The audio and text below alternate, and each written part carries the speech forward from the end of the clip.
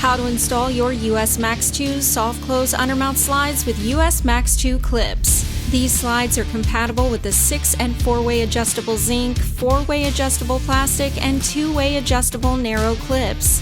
Start by installing your rear mounting bracket. To simplify the process, use our USMAX rear slide bracket installation tool to align the brackets with ease. Fasten the rear mounting brackets to the rear of the cabinet using two number 6 by 5/8 inch screws per bracket. Use the slotted holes to fasten screws loosely for maximum adjustment during installation. Next, install the undermount slides. Align each slide to the corner of the cabinet opening and fasten each member to the front rail of the cabinet using the front hole of the cabinet member with one number 7 by 5/8 inch flat head screws per side. We're installing our synchronized slides on the top and Performance Series slides on the bottom.